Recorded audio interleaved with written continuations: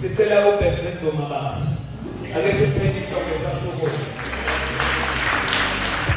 bakithi isichaze ngempela ukuthi ngobani imendeni nenzamini ukuze umphakathi ukhanyiseleke ngalezi zinhlaka ezikhona phakathi kwethu siyabonga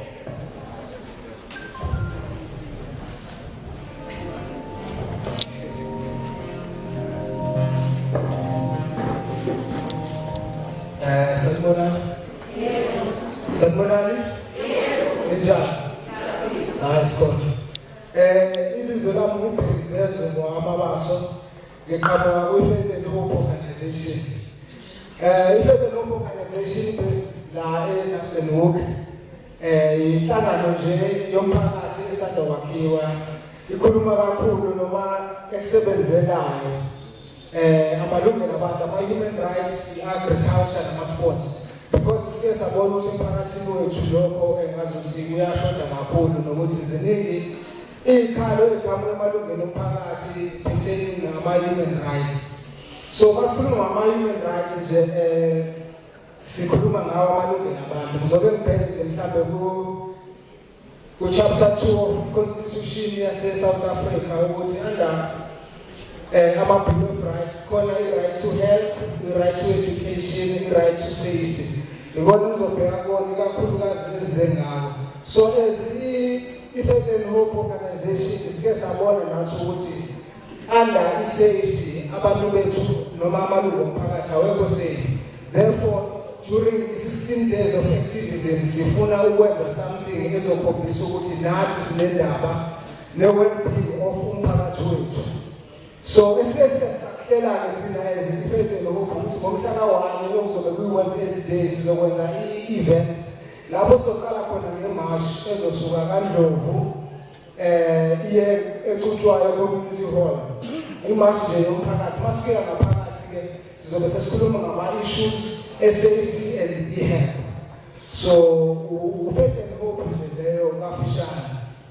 So kulezi ezingithintile nje ngisahlela ngumuntu omusha futhi othanda noma osebenza kakhulu ngama-human rights ukuthi ubaba uke wasiyala la ukuthi kubaluleke kangakanani ukugcina amasiko nokuthi kubalulekile mhlawumbe ukuthi ubuholi bomdabu bube nathi nakhona nathi sizokwazi ukufunda ukuthi ikuphi okubalulekile emphakathini nokuthi sivelaphi ngokwamasiko ethu. So engithande kakhulu la ukuthi ubaba manje ekhuluma ngokuthi sesilahlekelwe ukuthi izinto zenziwa kanjani noma ikuphi okulindeleke kuthina njengabantu abasha. Kodwa futhi nami angicomplain ngoba masibheka umlando wethu siyabona ukuthi kwenziwe ukuthi sikhona izinto ezibalulekile kakhulu thina sabantu abasha manje izinto engenamsebenzi bese kuthi izinto ezinomsebenzi sibe ngemuva. So sekusho ukuthi sesiyahluleka uhlukanisa phakathi kwe-price ngokusho kanjalo ngisho ukuthi khona ezinye izinto ezibalulekile khona izinto futhi esizithanda ngoba zinenani eliphezulu. Ngabe mhlawumbe izinto zokugqoka noma ngabe izinto enjani sesithenga into ezibizayo ngemali enkulu kodwa engabalulekile engenamsebenzi. Bese kuthi izinto ezinomsebenzi singathandi ukuthi sihambele noma sizazi kangcono. Sekusho ukuthi nalokho sikhathi nalokho njengoba sizela kuyinto ebalulekile emphakathini. Ikhuluma ngosuku olubaluleke kakhulu gender-based violence esisasele emphakathini yonke lapho kuhlukunyezwa khona abantu abesifazane kakhulukazi kanye nabantu abancane. Lokho kube yisilayizo umphakathi njengabantu abasha futhi esikusukumelayo ukuthi nokuthi akufanele ukuthi kuze kwenzeke. Kodwa yithina esingekho involved abantu abasha kakhulu ukuthi sidrive ushintsho kulezi zimo noma kulama-social illnesses esiwa-experience-ayo emphakathini yethu. Kodwa ngevele kuthiwe mhlawumbe singandi ngamazwi sizame nje ukufika sibafishane. Kodwa engakuthanda ukuthi mhlawumbe kwenzeke ukuthi abakhona la noma ukuhlukana kwama-stakeholders sike sihlangane nje sinikezane ama-contact details khona sizokwazi ukuthi omunye nomunye wenzani emphakathini bese siyamemana sazi ngey'nhlelo zomunye nomunye afisa ukuzenza noma ezinye singazenza ndawonye. lapho ke lapho sosuke sesikhuluma khona ngawo lama-issues lawa esiwabalayo ngoba ahola under ama-human rights ikakhulukazi ayi-concern yethu thina as iFaith and Hope ngoba sisebenza ngama-human rights. Ngiyabonga kakhulu.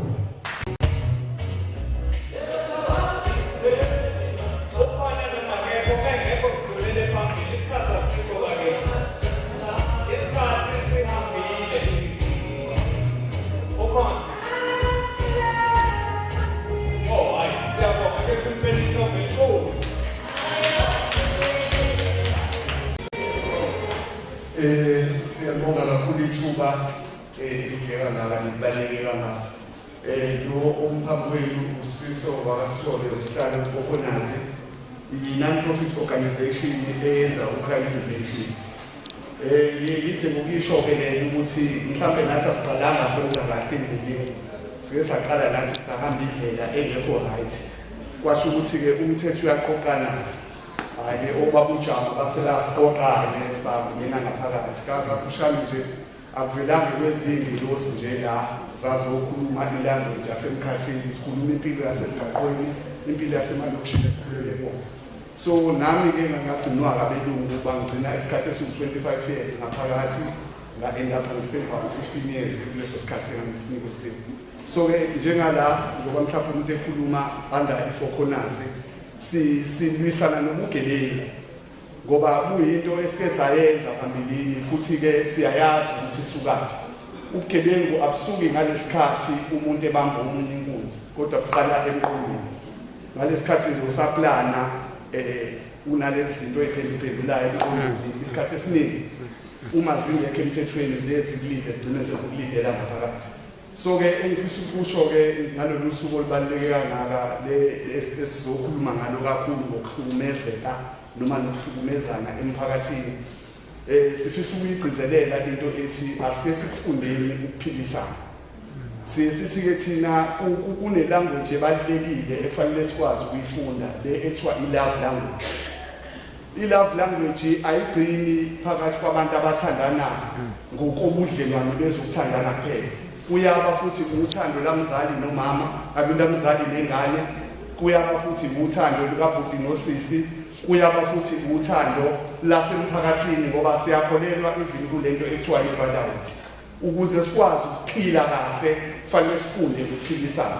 So-ke uma sizo-understanda i-love language uyakwazi ukubona noma ukuzwa enye into before uzuyenze ukuthi engabe izofila kanjani komunye umuntu. So-ke into ebaluleke kakhulu ukuthi sibe ney'ngqondo ey'kwaziyo ukuhlukanisa phakathi kwezinto ezimbi nezinhle. That is why-ke thina njengeFokonazi siye sigcine sesikhuluma nangalezi zinto kwesinye isikhathi amadlebe omuntu angathandi ukuzwa ngoba asikhulumeli entertain abantu kodwa sikhulumela ukushintsha nokusiza abantu. Mind you uqale ngasho ngathi ukuthi nathi sike sahamba indlela ebheke eceleni. So uma sifuna ukulungisa akuzodinga ukuthi kwesinye isikhathi sinabelise phela kwesinye isikhathi ayisipedi sisibizele isipedi.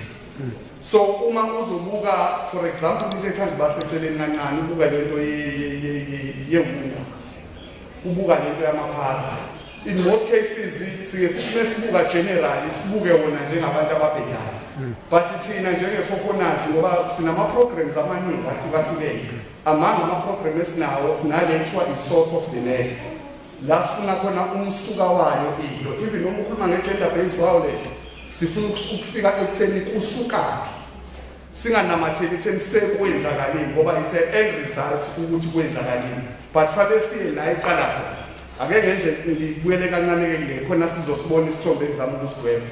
Uma ubuka amaphara ngiyakholwa ukuthi akekho oluthandayo la. Akekho ozothi ndiyathanda. Kodwa uma uzohlehla uzothola ukuthi u9 months umzali othile lokhuluma ngayo. Akekho umzali owathi hey sengina 6 months I can't wait for umunye 3 months ukuze ngilizale iphara lami. Akekho. So konke lokho kwenzeka by default kuyahlukahlukana-ke. Khona abanye abangenayo bengena purposefully, kube khona abanye abangena ngokwama-mistakes noma ngokwama-situations ahlukahlukene. But kulana-ke la ngidweba khona umuntu. Uma thina sibuka amaphara siye sithi-ke ahlukene kabili lana-ke la kungena khona into mhlawumbe amadlebe omunye umuntu angayayithanda. Leli phara elisemgaqweni elingagesi alihluke ngalutho kuleli mina engiyilona ngisho njengathi general njengabantu ngoba lawo amaphara alikho eline-warehouse, alikho eline-storeroom, alikho eline-store. Yonke into eliyintshontshayo nephara efana nangawo. Hayi ngiyakuzwa. Uma ufuna wena ifoni oyazi kahle uthi u-4,000 esitolo kodwa uzoyithenga ngo-150 uthi leli phara elingagezi liyokuyeka leli lingagezi ngokutshontsha wena usafuna ifoni eshibhile. So uma ngikhuluma nge-source of the matter ngenzela ukudweba leso sithombe esinjalo noma sesikhuluma nge-GBV asime kancane ekutheni sekwenzakalile ake sitholeni umsuka ukuthi kulaphi la qala khona yonke lento ngoba before uyifunde ephepheni indaba iqala yenzeke. Kukhona into ke obaba uJama-ke njengoba besiyingane zabo from correctional services kune notion thina esishoyo njengo-Formas Gibenge sithi thina kuqala thina kugcina iphoyisa, meaning zonke ezinye inhlelo ezizo-implementwa whether zizoqhamuka nama-NPO, whether zizoqhamuka no-government, whether zizoqhamuka kube maphi amanye ama-sectors zizoqhamuka after sekonakele. So-ke uma sifuna ukudila nalento bugebengu ake sisebenziseni le approach-ke manje yokuba proactive. That is why-ke thina sigqugquzela ukubuvikela ubugebengu. Akusawundi-ke kahle ngoba omunye umuntu uma kungakagwazwa muntu noma kungakafi umuntu akasiboni isidingo sokuthi kusukume ufuna ukuqala ifunde ephepheni bese ethi let's us come up with ama-solutions ngoba lento yokuhlukumezana kwabantu sithi-ke thina let us go back ey'koleni from grade 5 from grade 6 siyofundisa abantwana abancane ukuthi intombazane iphathwa kanjani. Eziyange ungasho ukuthi hawu ngeke bazini laba no kuqalwa lapho kuthiwa phela izulu ligothwa lisefa.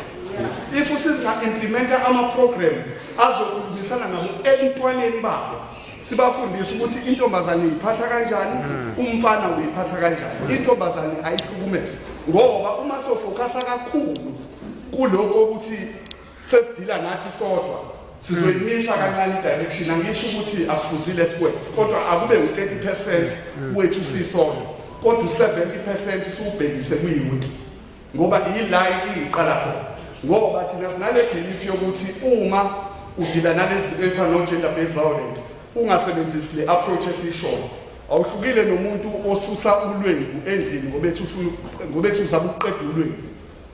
Ulwembu indlela yokuliqeda correctly so ukuthi ubulala into eyisiqabuqabu ngeke liphinde ulwembu libe khona.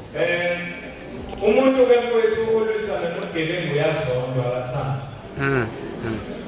Kodwa ke ngiye ngithi mina mfowethu sikule nkinga esiyona namhlanje ngenxa yokuthi thina sonke salahlekelwa ukuzithanda njengoba kade usho. Awukwazi-ke njenganamhlanje siphila esikhathini la abantu befuna ukuthandwa kodwa bona bengazithandi. Umuntu kodwa ufuna ukuthandwa kodwa yena akazithandi.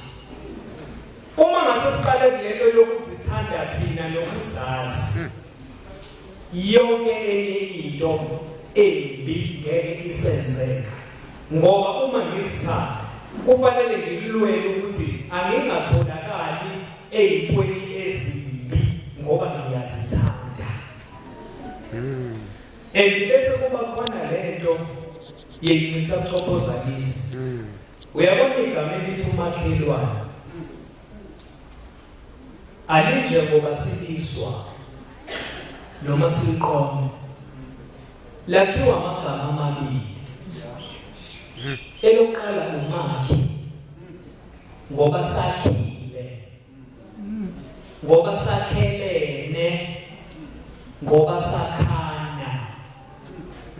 Lase kushadiswa negama ulwane ngoba sizondana senzelana okubi siphilisana kabi ubulwane.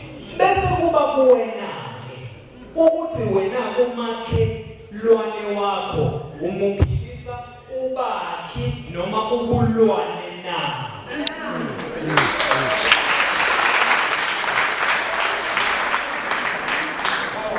Ayinamandla. Kunophiko la kwa correctional services.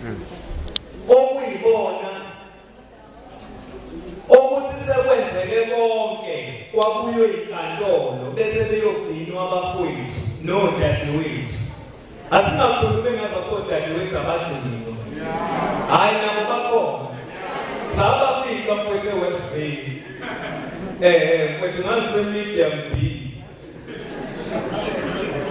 Ubabudlala yibona ababhekene nalabantu. Akathi-ke naye uzosipha ukuthi kahle kahle lolu phiko lwabo luyini influence. Cool. Program directors, university. Nazonke lento kufanele sikhona ngizomagama amakhulu lana obishop. Yana acknowledge nawe station commander wami nawe Mbusweni Amazon silana nje ukufukula ubabudala lo sinikezwe u3 minutes awuzi zokunika nje lapho ubabudala uswa correctional services zoba sekushiwo usebenzele u80% omunye umsebenzi wami usithole lokadela omunye we-product uma ukhuluma nge-rehabilitation ukuba nje correctional services-ke mase konke sekuphelile ujustice amaphoyisa esibopile ujustice wenze into yakhe uma ufika lapha kuthina-ke siya-assessa sibuze ukuthi wena njengoba ukudlwengula yini ungakwazi ukushare yini wena ukuthi uma ufika nje umuntu ubona ehamba nento ngento ephethe into kuzeyona yakho wena ubona ukuthi nebhekele efake umthatha yini ekubangela lokho so lezo zinto-ke zikunokuthi i-assessment kuney'phuthumayo ezenje within 6 hours senzela ukuthi change sibone ukuthi nayo inkinga yozokugula bese kwakhona lena-ke ithathe iy'nsukwana-ke lapho sesikhona sesibheka khona ngempela ukuthi yini inkinga mase kuqhamuke iripoti-ke ezosho ukuthi-ke fanele sifake kwi-sentence plan. I-sentence plan isikusho nje ukuthi kulesi gcobo sakho sishayile njengoba usithole wayo-change 25 years isiphi inhlala ama-problem ozohamba abakhona-ke ama-problem amaningi-ke o-drug amanye o-sexual amanye o-economic kuya nokuthi ulenzele icala. So masuhambile lawo ma-program ngizama ukukhathula nje phakathi wakithi ukuhamba kwakho nokuzibandakanya kwakho kuma-program kuyakusiza mase kufanele ukuthi uphume ngoba la sekufanele khuluye kwi-parole board kuyakubuza kuthiwa nazi ama-program owahambile athinta icala owalenza ukuthi kwenzakalani. So wahambile futhi wahamba kahle sesiyabona ukuthi singakucabangela futhi-ke nokufunda kubalulekile ukuthi mase sesifake phela lo muntu siyamprepare simprepare ukuthi aphumele ngaphandle but asisho ukuthi crime liyakhokha. Crime does not pay. Ubugebengu kodwa kusuke kuyisibopho saka-correctional services ukuthi-ke uze lapha kuthina not ukuthi azopanish, uze lapha kuthina as punishment. Ngicabanga ukuthi kufanele khona meze thina usuke ezothunyelisa isimilo sakhe ukusuka nje ekhaya ulale ngo-2 uze uvuke ngakusasa ngo-5 ekuseni udle isake sakho ngo-2 ningene endlini no-50 nisebenzisa itoilet elilodwa kunzima kakhulu. Yabona uma uzosuka from point A to point B la ufuna ukuya khona fake ucele uvula ukhiye uhambe lapho uma usuka uma kwasakuthiwa uyahlala phansi imane ufika phansi and ufika khona nisesibhedlela fanele nifole lemibuza lemibuza noma amadola akho noma una-60 years noma una-50 years fanele ufolile. Yabona ukhathala noma ngabe kuthiwa kushisa kanjani eselini kodwa no-50 sizonivalela sihambe ngo-2 njengoba kuza ma-festive season nje siyolala emakhaya sishamathi nihleli nina phakathi. So ngizama ukuemphasize le nto yokuthi crime does not pay. Konke lezi zinto engisho rehabilitation it comes at a price ngoba something went wrong khona into engahambanga kahle. So fanele ukuthi ukufile ukuthi ngelinye ilanga noma uhambile lezi zinhlelo wa-rehabilitate kodwa ungaphindi ubuye lapho. Mase usuphumile-ke siya lapha kuthina-ke kwa-community correction ukuthi-ke ubaba se-approve ukuthi uma qhawuhamele iy'nhlelo zakho bese sihambisele umndeni wakho ukuthi niyamamukela na. Naso-ke isicelo-ke sicela ukuthi-ke nibamamukele labo ngempela family elibaziyo kade nibavakashele endleleni banike support abasebeshintshile uma futhi nibamamukele nibasayinele futhi nizimbandakanye nezinhlelo abasuke bezihamba ko-community corrections bebesaqhubeke bezama phela kade behambile ukuhamba for 25 years once for 15 years abantu babuya bengasayazi imigwaqo ukuthi lo mgwaqo wawuyaphi sekwaphiwe i-informal settlement yentsha sekwabakhona yabona sekhona izinto ezimdidayo fanele nje ukuthi basizeke nibaka kodwa bese futhi ngiyaxwayisa kunalabo sisike ukuthi ngoba nako sesisekhulakhulile noma mhlawumbe washonelwe umyeni waphunyelwa izimali endaweni ethizeni bese lapha ngaphakathi izinto ziyakufonela zithi zikubiza ngokwenhliziyo ezibuhlungu zinifonele zikutobakobele zikuteketikise ngofoni ulala u-right zikufonele jele bese sikutshela ukuthi hayi sona sarobha imali u-15 million sinemali sesophuma khona manje yabona bese uqala-ke wena uyomlethela izinto ey'fana nensanga ngaphakathi yabona uzuyishitheke endaweni enzima kabi sicela ukuthi siyangibaxwayisela labo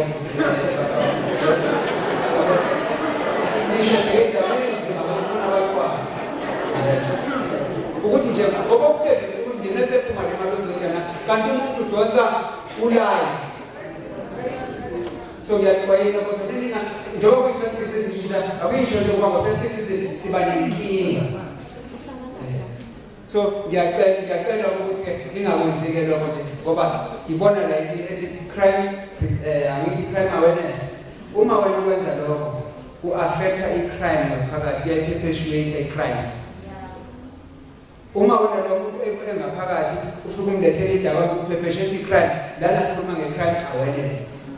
So khona into yokuthi uyayenza wena ka-perpetuate i-crime liya-rehabilitation ekufanele ukuthi siyifake ayisafakwa noma usumlethela insana